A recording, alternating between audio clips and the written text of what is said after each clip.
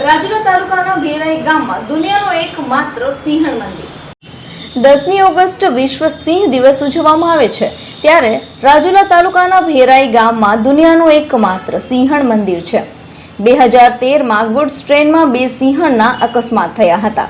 તે સિંહણનું નામ સુંદરી અને રૂપસુંદરી હતું। ખૂબ જ લોકપ્રિય હતી। તેમના માનમાં વિશ્વમાં એકમાત્ર સિંહણ સ્મારક મંદિર 2014માં બનાવાયું હતું।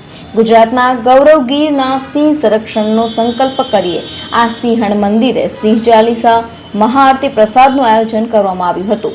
આ પ્રસંગે રાજુલાના પૂર્વ ધારાસભ્ય અમરીશભાઈ ડેર, વન વિભાગના આરએફઓ મકવાણા સાહેબ, નવનીતભાઈ ડેર, આરએફઓ જિજ્ઞાસાબેન, આરએફઓ જાફરાબાદ હરસુરભાઈ લાલાભાઈ, હરસુરભાઈ રામભાઈ, જમીનના દાતા મનુભાઈ ધાકડા, બિપિનભાઈ લહેરી, આંદુભાઈ ધાકડા, ડોક્ટર રાજુભાઈ જાની, મનસુખભાઈ વાઘેલા, વિક્રમભાઈ ધાકડા, ચેતનભાઈ વ્યાસ, દુલાભાઈ રામ, લાભાભાઈ રામ, શાસ્ત્રી હિતેશભાઈ ઝાખરાએ પૂજન વિધિ કરાવી। રાજુલા નેચર ક્લબ પ્રમુખ વિપુલ લહેરીએ આભાર વિધિ કરી હતી।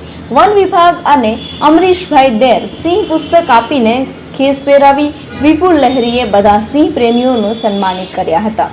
રાજુલા નેચર ક્લબ દ્વારા કાળી પટ્ટી પહેરી અને વિરોધ પણ કરવામાં આવ્યો હતો, જે બાબરકોટની 75 હેક્ટર જંગલ રક્ષિત જમીન માઇનિંગ માટે ન આપે તેવી સરકારને માંગણીઓ કરી હતી। આજે વિશ્વ સિંહ દિવસ છે 10 ઓગસ્ટ એટલે દુનિયાની અંદર 2016 થી વિશ્વ સિંહ દિવસ ઉજવવામાં આવે છે। અમારે રાજુલા તાલુકાના ભેરાઈ ગામની અંદર રેલવે ટ્રેક ઉપર સૌ પ્રથમવાર 2013 ની અંદર રેલવે ટ્રેક અકસ્માતમાં 2 સિંહણના મૃત્યુ પામ્યા હતા। એકનું નામ સુંદરી હતું અને એકનું નામ રૂપસુંદરી હતું।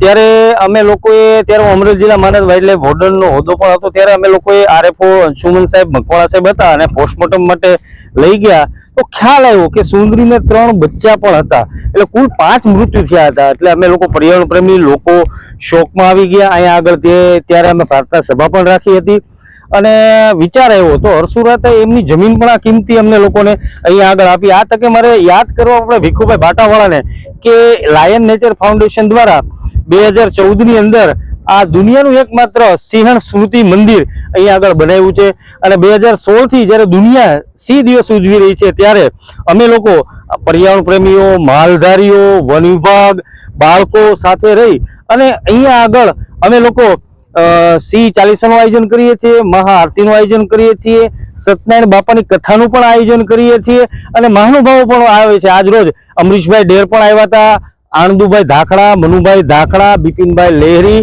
વન વિભાગ રાજુલાના આરએફઓ, જાફરાબાદના આરએફઓ પણ પધાર્યા હતા અને ગામના માલધારીઓ પણ પધાર્યા હતા।